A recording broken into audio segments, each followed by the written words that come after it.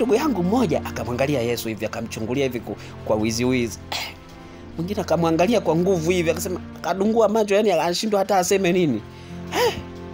Akavuta kwa nguvu, jaza kwenye kile kinani.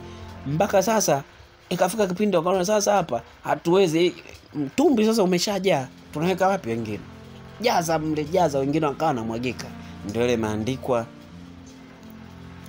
nitajaza mpaka kujaa na kusidiliwa na mpaka kumwagika.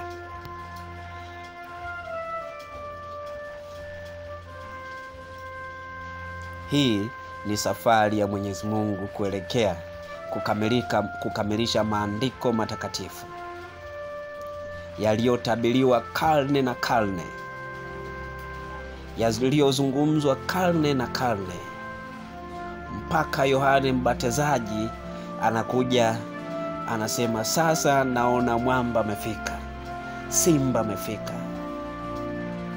Akiwa gerezani anazipata zile taarifa kwamba mwamba amefika, yuko sehemu fulani. Moyo wake uliingiwa na amani sana. Tuendelee. Yesu anaendelea na safari zake. Baada ya ile siku kuisha, nitaelezea baadhi ya matukio leo. Ngoja nimalize, maana muda wangu ni mchache. Ngoja nielezee matukio hapa, nitamaliza na matukio tu ya Yesu. Baada ya pale wakarudi. Baada ya kurudi kwani wale mabwana wakasema, Bwana, tunaomba tukufuate, sisi tutakuwa watumishi wako hata kweli. Sawa, kaondoka. Wakati wanaondoka Yesu, wakafika mahali wakakuta kuna mtu alikuwa na shida sana, shida mno. Alafu ana madeni balaku na yani kesho yake ndio inatakiwa amalize deni, na akishindwa wanamtia ndani. Na wakati huo kulikuwa na sheria kali sana. Yesu akalivofuata, baada ya kumuona ule mwamba, akamshika bega.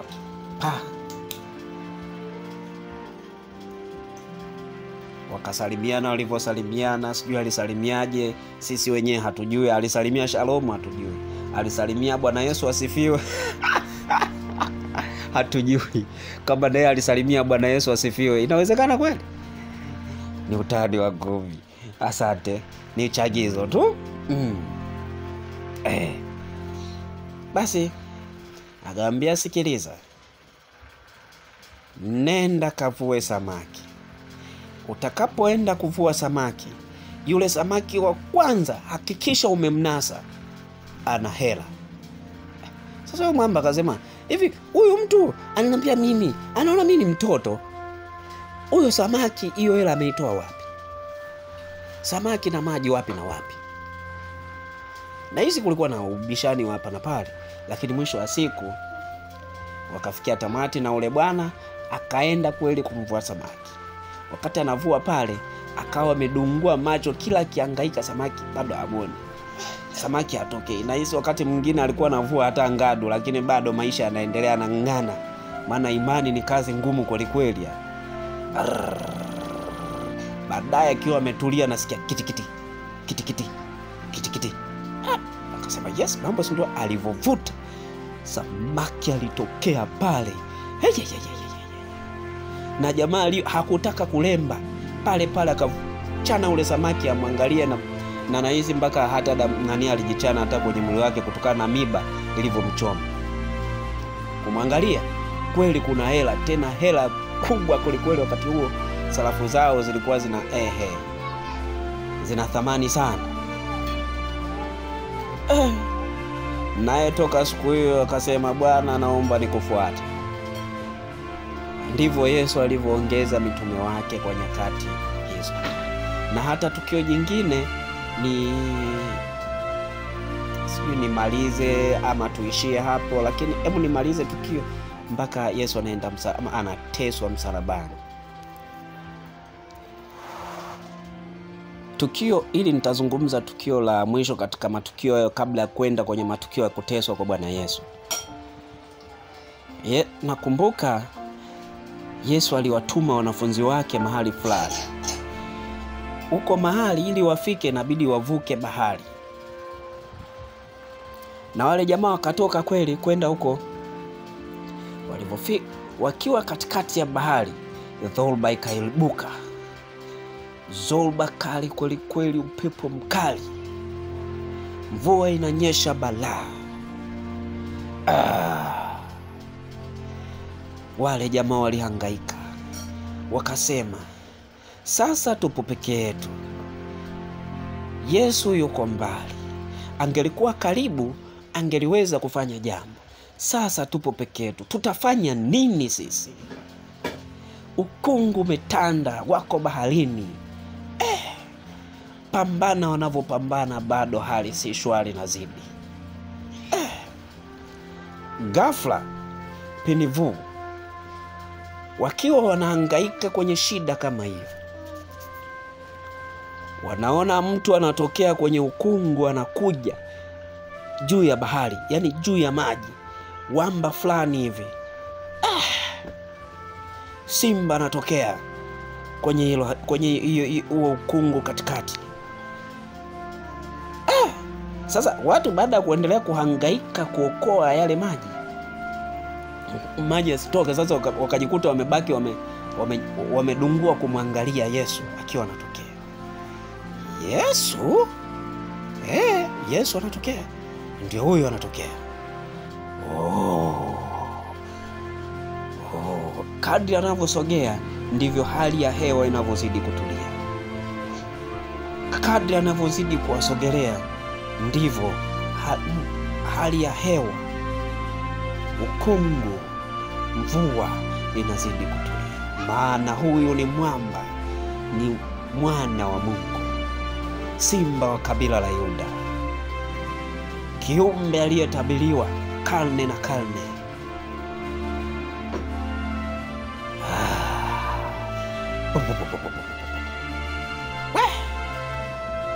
Ndipo furaha inarudi kwa wajamaa. Furaha inarudi. Sasa ndio akili inawarudia. Huyu jamaa si amesimama juu ya maji, vipi tena? Basi nafikiri kama sio Petro ama Yohana anamwambia, bwana, umewezaje kusimama juu ya maji? Je, na mimi naweza nikatembea juu ya maji? Kaambia njoo. Njoo.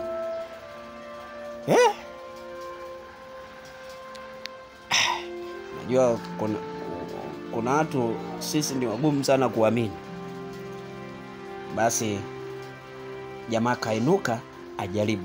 Akaanza kujaribu kwa mkono mgumu, eti mkono kama mkono unaweza kujaribu kwa imani ni ngumu jamani. Hakuna kazi nzito kama imani. Ndugu zangu, imani ni kazi ngumu mno. Ndiyo inayowafanya hata baadhi ya watu leo waone hakuna Mungu. Ndiyo sababu inayowafanya watu waone kana kwamba leo hii hamna chochote, bali akili zao ndio chochote. Shida ni nini? Imani. Basi jamaa anatoka pale, kanyaga mguu wa kwanza, anaona maji yameitika ngumu. Mbona pagumu? Lakini mawimbi yanaenda. Akatoka mguu wa kwanza, wa pili, wa tatu. Sikamfikia Yesu kweli. Bwana we, hapa katisha. Basi safari kaendelea, na mwisho wa siku jamaa akawa ameokoka na maisha mengine yakaendelea. Safari kaendelea. Sasa kwa kukatisha ili japo ndio ni siku ya kumbukizi ya ufufuko wa Bwana Yesu na maisha ya Bwana Yesu, na ni siku ya Pasaka, ningeweza nizungumze matukio ya mwisho kabisa. Hili nilisema ndio litakuwa tukio la mwisho. Matukio ya mwisho ambayo Yesu yanamfanya sasa akamilishe maandiko matakatifu. Tukio la kwanza, Yesu anakabidhiwa mikononi na Yesu anakiri kwamba saa ya uovu imefika. Zilikuwa ni nyakati za maumivu makali sana kwa Yesu. Zilikuwa ni nyakati za maumivu, mateso, yani kabla hajaanza kuteswa, lakini anafeel. Ndio maana hata alipoenda kumuomba Mwenyezi Mungu, alitoa machozi ya damu yaliyomwagika na kutua juu ya jiwe alilokuwa akiomba. Na hata watu wawili wakatokea, kuume na kushoto, kulia na mkono wa kuume na kushoto, ili kumtia moyo.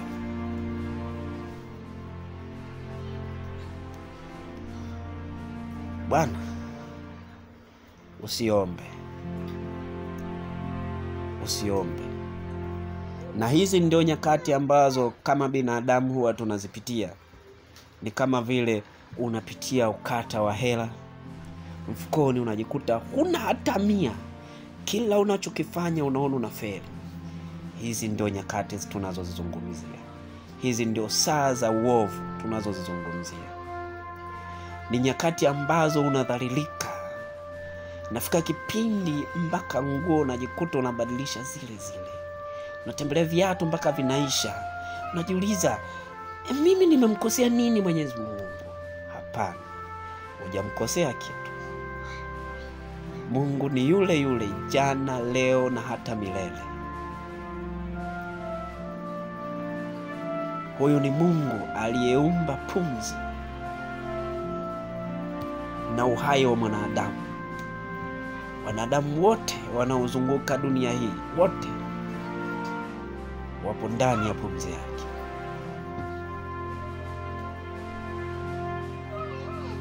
Huyu ndio Mungu tunayemzungumzia. Ndipo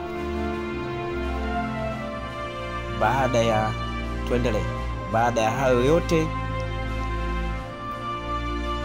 maaskari wanakuja na msaliti anawaonyesha ishara kwamba mhusika wenu ni huyu. Yesu anatoka.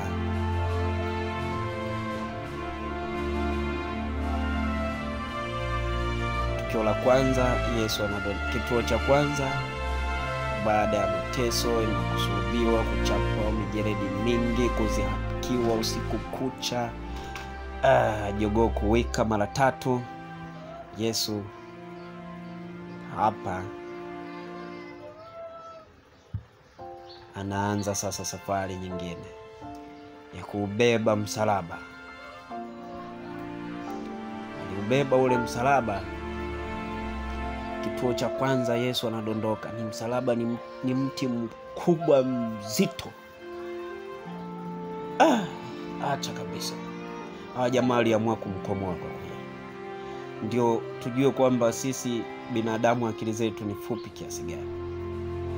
Kuna wakati sisi binadamu, yani na jaribu kuvaa maisha yako ya kawaida, kuna baadhi ya wale maadui zako, yani kaa ukijua adui akiamua jambo lake huwa hakubali kushindwa.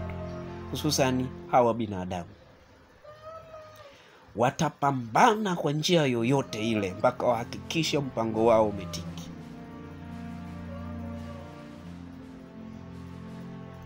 Ukitaka kujua hili pia, nenda kasome scenario kati ya Samson na Delila. Njia ipi Wafilisti waliitumia kumpata huyo mwamba aliyepambana na simba wengi kwa wakati mmoja na akawashinda.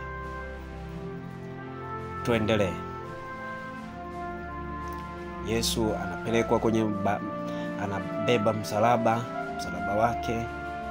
Licha ya baadhi ya viongozi kukataa, lakini bado hawa makuhani wa kidini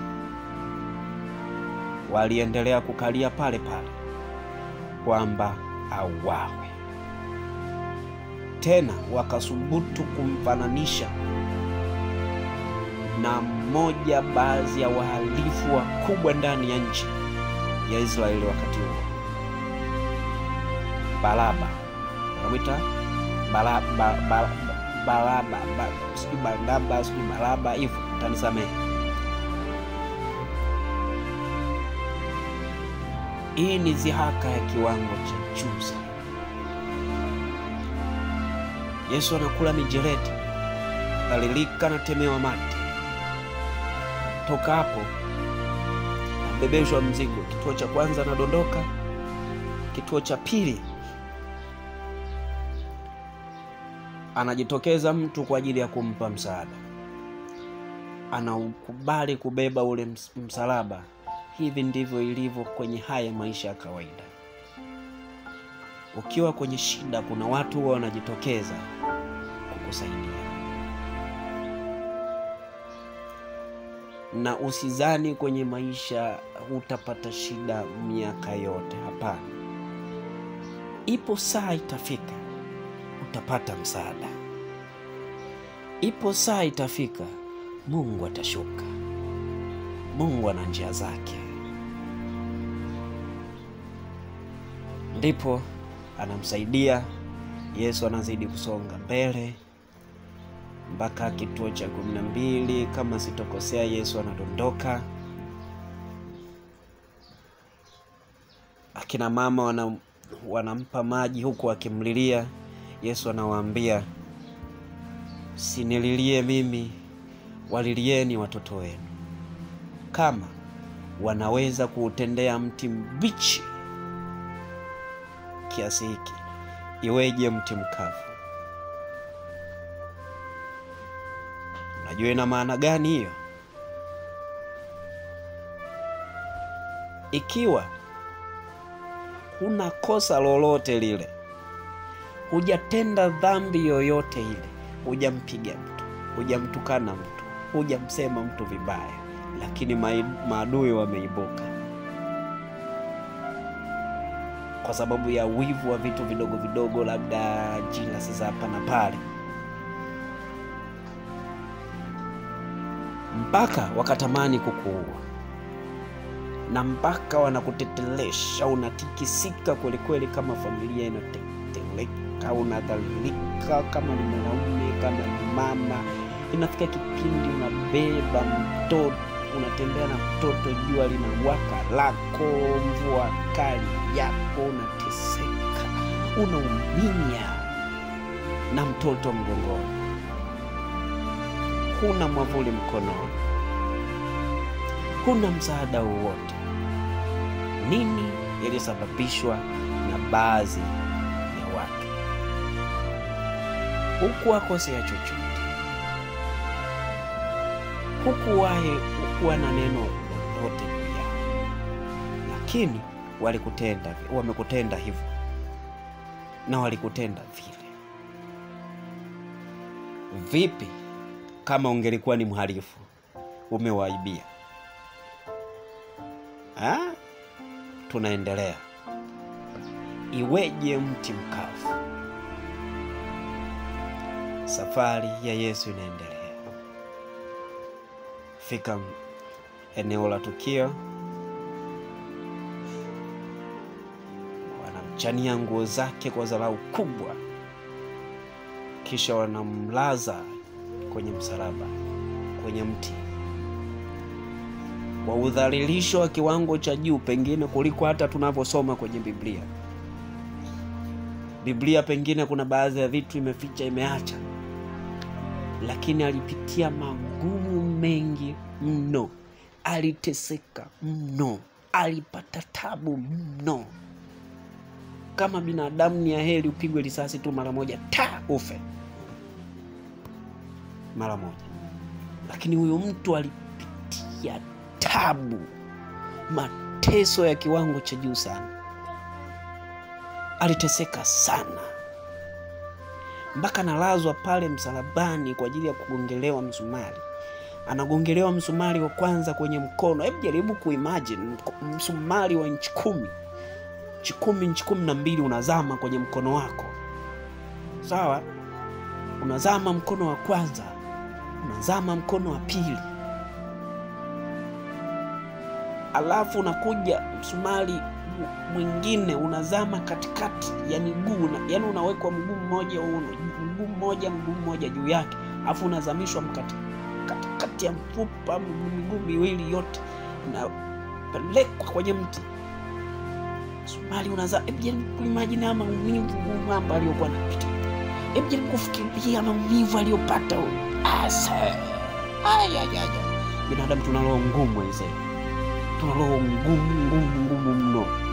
Mgonga mwenzako msumari hivyo, ana pamoja na kulia kwake kote, pamoja na mema yake yote, pamoja na kuwaponya vipofu, kuwaokoa, kuwaponya vilema, kufufua baadhi ya wafu, bado zawadi ya binadamu mnaenda kumzawadia maumivu makali kama haya. Jaribu kufikiria vizuri. Leo ni Pasaka, tunazungumzia Pasaka, ndio siku tunayoadhimisha. Ni hatari sana, ni hatari mno. Mioyo yetu binadamu ni migumu mno. Ni heri ya mnyama simba, pengine akiwa ameshiba hawezi kufanyia hivyo, lakini sisi binadamu hapana. Basi baada ya kumtendea hayo yote, msalaba unanyanyuliwa. Najaribu kuimagine ndio unanyanyuliwa na yale maumivu yale, alafu ndio unaning'inizwa. Sasa sijafungwa kamba, sijafanywa kitu chochote, yani nimening'inizwa ile misumari. Hebu jaribu kufili yale maumivu, ndio unaning'inizwa ile mifupa ndio inagusa ile misumari ile. Yale wewe ni ngumu hata kwenda kusimulia.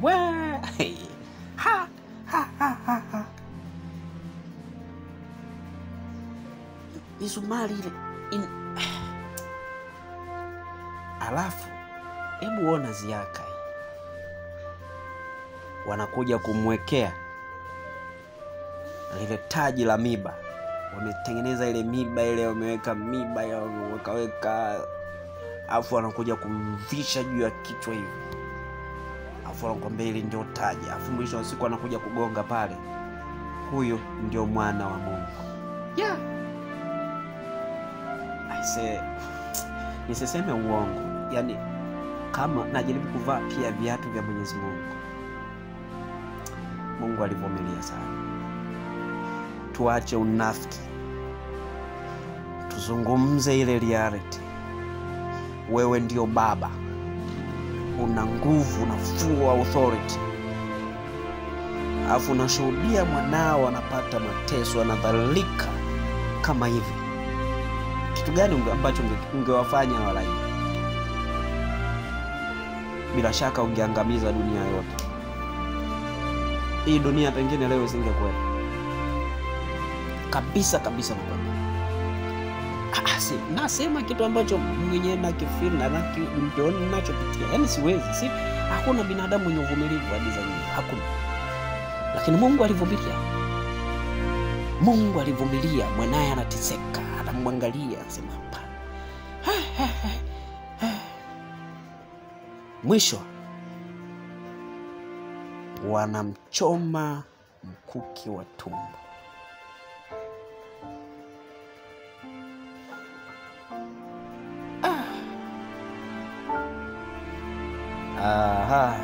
Haya bwana.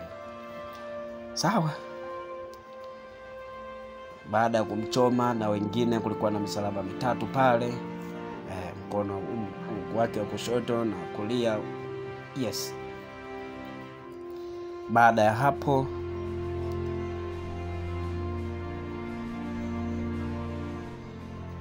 mtu mmoja anasema, nafikiri kwa upande wa kushoto, anamwambia Yesu, bila shaka wewe ni mwana wa Mungu, basi jiokoe mwenyewe na utuokoe na sisi. Mwenzake anamuumbua kwa kusema, wewe kweli kabisa unasema maneno kama hayo? wakati unalijua huyu mtu hajatenda dhambi yoyote, japo Biblia ilikatisha baadhi ya maneno, na hakutenda dhambi yoyote. Mwisho akasema, Bwana, nakuomba njia utakayopita mimi nipite.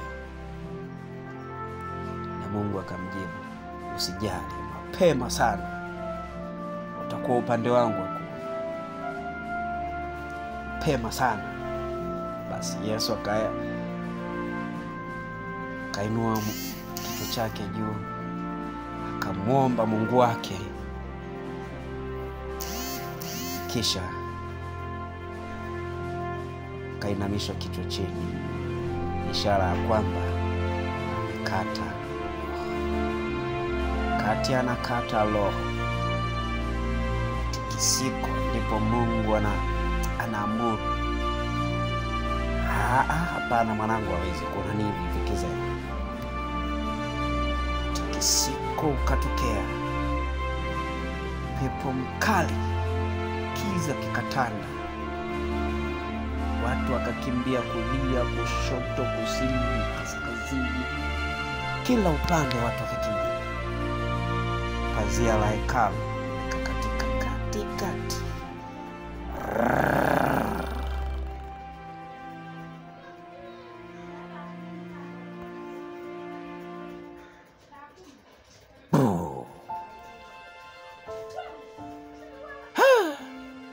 Jamani, unani tunakufa jamani, jamani, kilikwenda karudi. Mlifikiri ni rahisi?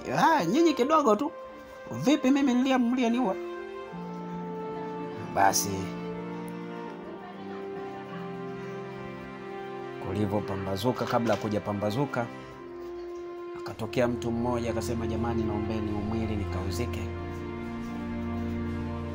Kweli siku ilipofika, kapewa mwili, kaenda kuuzika pamoja na mama Mariamu. Mama Mariamu ilikuwa yeye ni kulia tu. Nafikiri anajua kwamba Yesu anakamilisha maandiko, na amekamilisha maandiko, lakini bado haamini. Anahisi kama mwanae ndo amefariki mazima. Yeye ni kulia tu. Akatoka, akampeleka kabrini, wakamzika. Nje ya lile kaburi wakazungushia jiwe kubwa, walisukuma wanaume kama sio 3, 4, 7, kama sikosea 3 walioshiba kulikweli. Siku ya asubuhi yake, siku ya pili yake, nafikiri kama sio ya 3, wanawake wakawa wamewahi kwa ajili ya kwenda kuupaka manukato ili mwili usiharibike pamoja na mavumbi. Kufika eneo lile la kaburi, wanakuta mwili, wanakuta kaburi lile jiwe limeondoshwa. Nini? Jiwe hamna. Kabidi watoke pale haraka kwenda kule kaburi. Kikiri mpaka ndani ya kaburi. Fika ndani ya kaburi, wanakuta vitanda shika hivi, hamna hata damu, hamna nini, wanakuta vitambaa waliokuwa wameweka. Mungu wangu, wameuiba mwili. Wamesahau kwamba siku ya 3 alisema atafufuka. Neno la kwanza, wameuiba mwili. Kwa nani? Kwa Petro, kwa wanafunzi wa Yesu. Jamani, mwili sijauona. Kaburi tumekuta limefunguliwa. Nini? Kuna mwamba mmoja kama sikoseni, Yohana, alikuwa na mbio balaa duniani kama ngiri. Nadhani mnamjua ngiri. Ngiri ana mtindo mmoja, akifika mahali anaweza akatoka huko afu anafika mradi ameona simba, anajua kabisa hawa ni hatari. Anafika pale kwa simba, anakuta amelala, anatimwa mradi wamuone ili wamfukuze. Wakisha na simba za nyingine wanajua kabisa huyu mtu tukienda hivi hatumwezi, mpaka wamuinde ndio wamkamate. Sasa huyu jamaa ndio alikuwa na speed kiasi hicho, alitoka balo. Jamaa aliona upepo tu. Kufika kule kabla anakuta hamna, ni matambara. Alilia sana. Lakini wale wanawake wakamwambia, tumekuta watu wawili ametuambia amefufuka kama alivyosema. Na alipofika kaburini akaambiwa hivyo hivyo, unamtafuta aliye hai katikati ya wafu? Unamtafuta aliye hai katikati ya wafu?